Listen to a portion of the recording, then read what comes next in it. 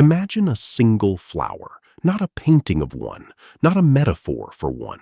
A real flower, dug from cold Dutch soil in the winter of 1636, was exchanged across a wooden tavern table for 12 acres of land, a carriage with 2 horses, 4,000 pounds of wheat, 8 pigs, 1,000 pounds of butter, 4 barrels of beer, and 2 barrels of wine.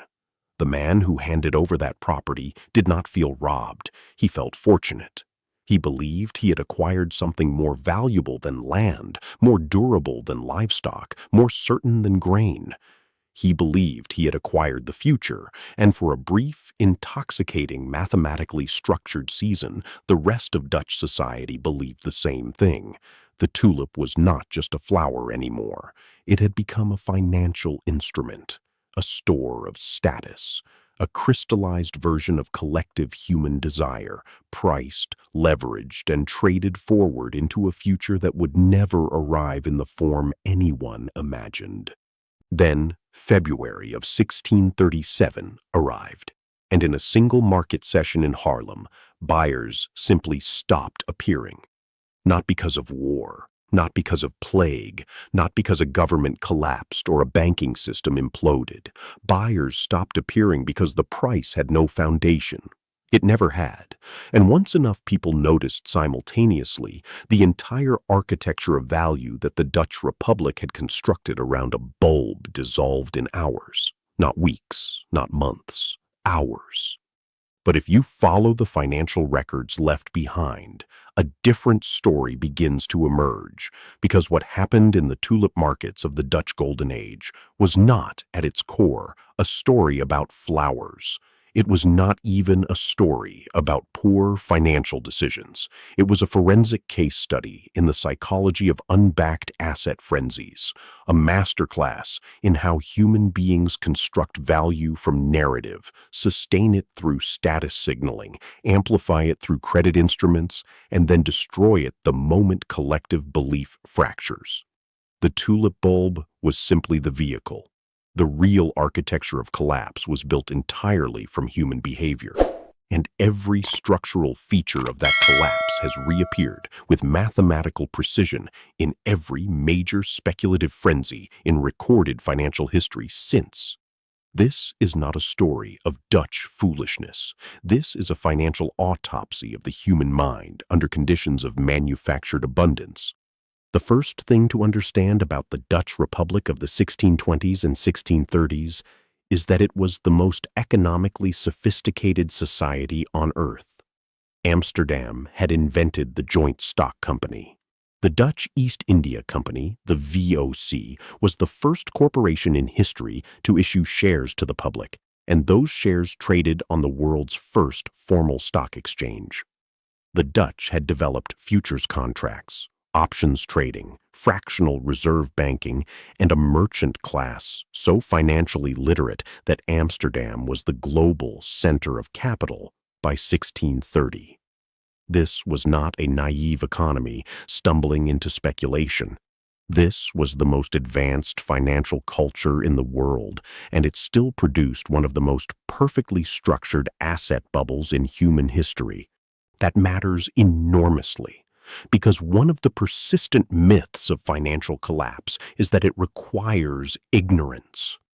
Only people who do not understand markets fall into them. The Dutch tulip bubble destroyed that myth permanently.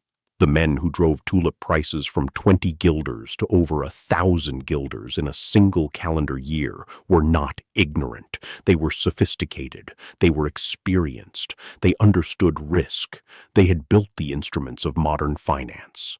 And none of that protected them from the psychology of the frenzy, because the frenzy does not operate through ignorance.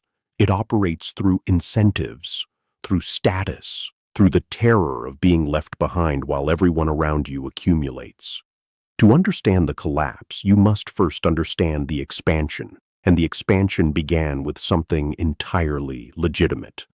Tulips had arrived in Western Europe from the Ottoman Empire in the mid-16th century. They were exotic, visually striking, and difficult to cultivate properly. The most prized varieties, particularly those infected with a mosaic virus that created spectacular flame-like streaks of color on the petals, were genuinely rare. They could only be produced through bulb propagation, which meant a single specimen could take years to multiply into a tradable quantity. That rarity had a real foundation. A wealthy merchant or a noble estate displaying a garden of Semper Augustus tulips, the most sought-after variety, was displaying genuine botanical capital. The early price premiums were not irrational. They reflected legitimate scarcity in a luxury market that the Dutch upper class actively competed within. This is always the first phase of an unbacked asset frenzy. There is always a real foundation. There is always a genuine scarcity, a genuine innovation, a genuine utility that produces the first wave of legitimate price appreciation.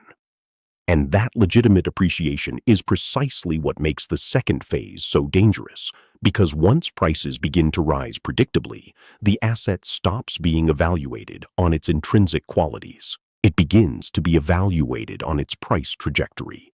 The flower is no longer purchased for its beauty or its rarity. It is purchased because its price went up last quarter, and the quarter before that, and the quarter before that.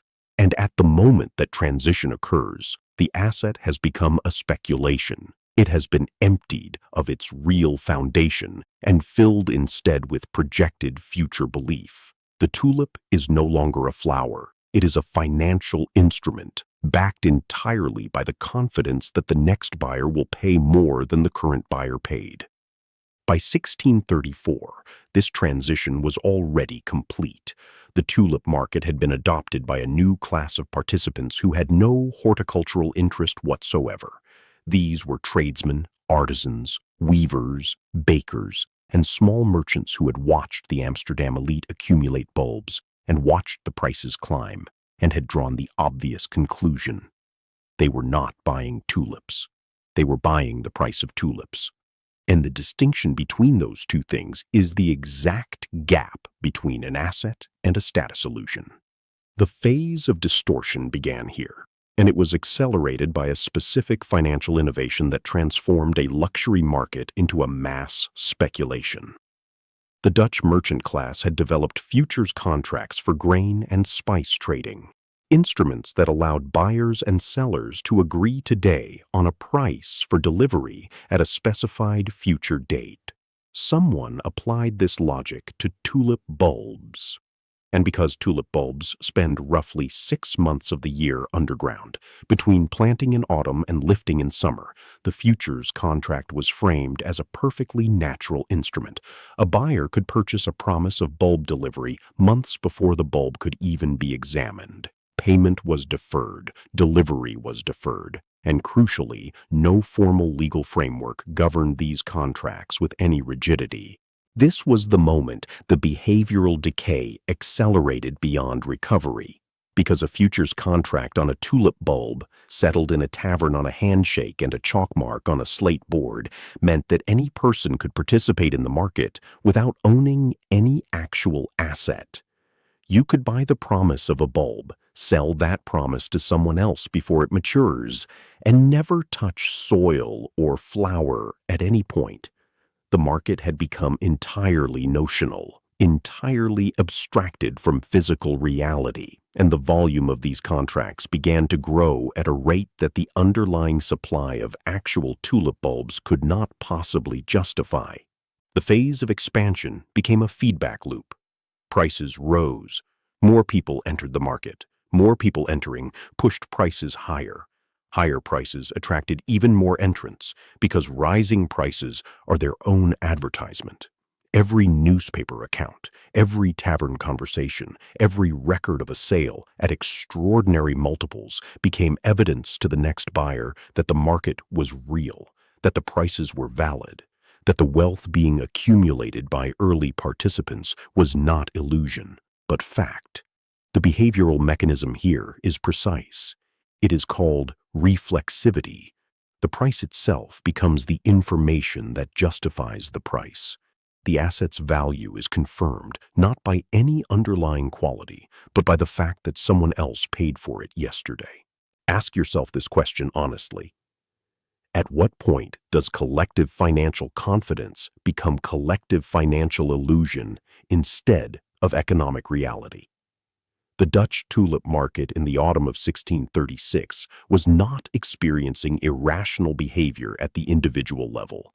Every single participant was making a locally rational decision. You observed rising prices. You observed others profiting. You understood that early entry had rewarded those who entered early. You had every reasonable expectation, based on available evidence, that prices would continue to rise. The irrationality was not individual, it was systemic. It emerged from the collective behavior of individually rational actors, each responding to the same signals in the same way simultaneously. Drop your thoughts in the comments, because this question is not historical, it is live. By November of 1636, the peak of the frenzy had been reached, though nobody could see it from inside. The Semper Augustus variety had reached a recorded price of 10,000 guilders per bulb. To frame that number against reality, a skilled craftsman in Amsterdam earned approximately 300 guilders per year. A comfortable merchant house in the city could be purchased for 5,000 guilders. A single tulip bulb had been valued at twice the price of an Amsterdam townhouse. Not by a lunatic, not by someone with no concept of proportion, by a functioning human being operating inside a market that had generated consistent, documented, extraordinary returns for long enough that the valuation felt, in context, defensible. The ordinary people living inside this moment did not see themselves as participants in a mania. They saw themselves as participants in a boom. The distinction between those two descriptions is only visible in retrospect, and that retrospective clarity is precisely what makes the ordinary person test so essential to any financial forensic investigation. What did they believe? They believed that tulip prices had risen because demand was real and supply was genuinely constrained. They believed that wealthy collectors would always pay premium prices for rare varieties. They believed, above all, that the market had proven itself through years of consistent appreciation, and that proof was sufficient evidence of future continuation. What did they choose to ignore?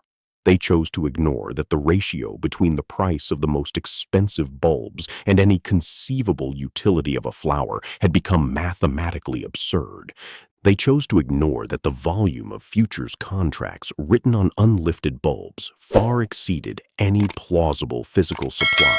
They chose to ignore that the class of new market entrants arriving in 1636 was not wealthy collectors, but tradespeople mortgaging their tools, their workshops, their futures for access to an asset that had no yield, no dividend, no income stream of any kind. A flower that bloomed for 1 week and then died. A consumption theater masquerading as investment. The masterminds of that era, the wealthy merchant families, the established bulb traders, the financial architects of the Amsterdam Exchange, behaved in ways that are structurally identical to how sophisticated actors behave at the peak of every subsequent asset bubble in history. They did not need privileged information to read the signals. They needed only to look at the composition of the market. When the class of entrants shifts from experienced investors with real capital to leveraged newcomers borrowing against productive assets, the frenzy has entered its terminal phase. The invisible wealth in that market was already repositioning. The merchants who had been early did not need a news announcement. They needed to notice that the person buying from them was a baker who had mortgaged his oven. At that moment, the sophisticated actor understands that the market has run out of legitimate buyers and has moved to its last, most vulnerable cohort. They sell, not loudly, not with an announcement, quietly, systematically, with the composed deliberation of someone who has studied enough collapses to recognize the behavioral signature. Silent autonomy in action, exercised with complete privacy, while the public narrative continued to amplify optimism. the psychological forensics of the Tulip Peak map onto a set of behavioral mechanisms that are as consistent as physical laws. The first is what modern analysts call the greater fool mechanism. An asset does not need to be worth its price to be purchased rationally as long as the purchaser has reliable evidence that a greater fool exists who will pay more tomorrow. The tulip market worked perfectly on this logic until the supply of greater fools was exhausted. The second mechanism is status preservation. In a market where your peers, your neighbors, your competitors are visibly accumulating wealth from an asset, the social cost of non-participation becomes unbearable. Not buying tulips in 1636 meant announcing to your community that you had either misjudged the market or lacked the resources to participate. Both of those interpretations carried social consequences. The tulip became a wealth signal, a visible marker of access and judgment, and the desire to display that signal overrode the rational calculation of underlying value. The third mechanism is narrative control. Markets of this kind generate their own sustaining mythology. The men most invested in high prices are also the men with the most incentive to propagate stories of extraordinary sales, to emphasize the record prices and obscure the growing volume of unsettled contracts, to frame the skeptics as people who simply did not understand the new reality. The lifestyle mirage of the boom was maintained not through deception alone, but through the genuinely shared belief of participants who could not psychologically afford to question the architecture of their own recent wealth. February 3rd, 1637. Harlem, a routine bulb auction. The auctioneer opens bidding on a standard lot. No buyer responds at the expected price. The auctioneer lowers the price. Still no response. He lowers it again. The room is quiet, in a way that rooms at auctions are not supposed to be quiet. What happened in that room was not a dramatic announcement or a visible crisis. It was simply the absence of a buyer. One single absence. But that absence communicated everything that months of rising prices had concealed. The next buyer had not appeared. And in a market structured entirely on the expectation of the next buyer, that absence was the equivalent of a structural wall failing silently inside a building that looked, from the outside, completely intact. The collapse was not gradual. It was immediate and absolute. Within days of the Harlem auction, prices across the Netherlands dropped by 90 to 95%. Not fluctuated, not corrected. Collapsed. A bulb that had traded at 5,000 guilders in January was unmarketable at 50 guilders by March. The futures contracts that had been settled with chalk marks in taverns became instruments of pure liability. Men who had promised to pay hundreds of guilders for bulbs they had not yet received now owed those sums against assets that were worth nothing. The legal system, when pressed to adjudicate these contracts, largely refused. The Dutch courts ultimately ruled that many of these futures agreements were more akin to gambling debts than enforceable commercial contracts and declined to compel payment.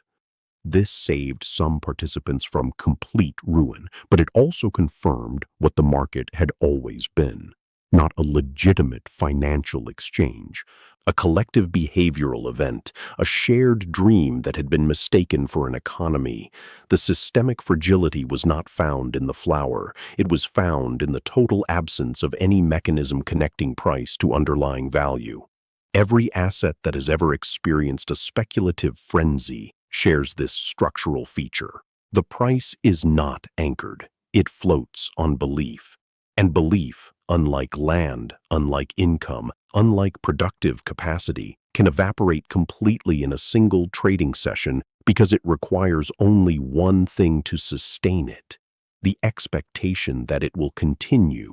Remove that expectation, and there is nothing left, no residual value, no floor, just the mathematics of pure sentiment reversing direction.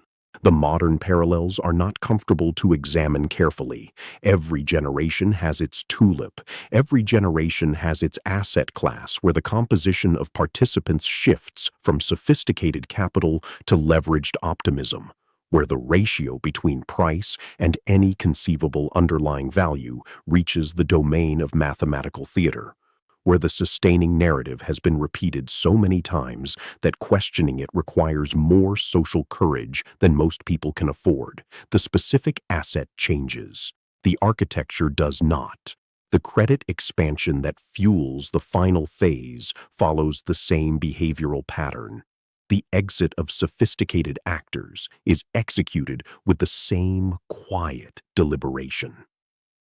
The collapse, when it comes, has the same sudden quality that always surprises people who were watching only the price and not the composition of the buyers. What historically survived these events is worth examining without sentiment. Liquidity survived. The merchants who maintained cash positions, who had not mortgaged productive assets for access to the frenzy, who had preserved optionality through the boom, were not merely unharmed. They were positioned to acquire at collapse prices assets that the over-leveraged had been forced to liquidate. The behavioral signature of survival is almost always the same: low dependency on the performance of a single asset class, preserved cash flow from productive rather than speculative sources, a structural skepticism toward markets where the price narrative has become self-referential, and a deliberate avoidance of debt for the acquisition of assets that produce no income. The survivors of the tulip collapse were not smarter in the conventional sense. They were simply more structurally resistant to the social pressure of the frenzy. Their financial architecture was built on real production rather than price expectation. Share this video with one person you care about because this warning is too critical to keep hidden. The final revelation of the tulip mania is not that people were foolish. The final revelation is that the entire behavioral sequence was predictable at every stage, visible in its structure to anyone examining it from outside the psychology of participation, and yet impossible to interrupt from inside because the incentives of the frenzy were more powerful, in the short term, than the logic of any individual skeptic. This is the true horror of speculative collapse. It is not caused by the bad actors. It is not caused by ignorance. It is caused by the aggregate behavior of thousands of individually rational people, each responding reasonably to a set of incentives that, when combined, produce a mathematically inevitable catastrophe. The identity trap of the tulip market was that participation had become identity.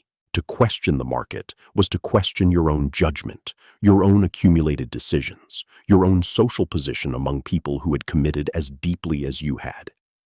That psychological architecture does not require dishonesty. It requires only investment in both the financial and emotional meaning of that word. Financial collapse is rarely sudden. It is the final visible moment of invisible decisions made over the years. The Harlem auction of 1637 did not cause the tulip collapse. It simply revealed what the behavioral data had been recording for months. By the time buyers stopped appearing, the structural failure had already occurred inside the composition of the market, inside the ratio of leveraged newcomers to capitalized professionals, inside the volume of notional contracts floating above any physical reality. The absence of a buyer at one auction was not the beginning of the end. It was the public announcement of an end that had already privately arrived. The tragedy of the tulip mania is not that it happened. Speculative frenzies are a permanent feature of human financial behavior. The tragedy is the gap between when the warning signs became mathematically legible and when the public psychology allowed them to be acted upon. In that gap lives every mortgaged workshop, every leveraged household, every ordinary person who looked at a rising price and saw the future rather than a reflection of their own desire. The frenzy does not promise wealth. It promises belonging. It promises the feeling of being on the right side of history while it is still happening. And that promise is more intoxicating and more dangerous than any interest rate, any leverage ratio, any tulip bulb ever grown in Dutch soil. The system does not apologize when it finishes adjusting. It simply moves on. The question is never whether you understood the asset. The question is whether you understood the psychology inside yourself that made the price feel like evidence. Subscribe to the Sovereign Archive for more forensic investigations into the financial crime scenes that shaped the world you live in. The record has never stopped speaking. Most people simply stopped listening.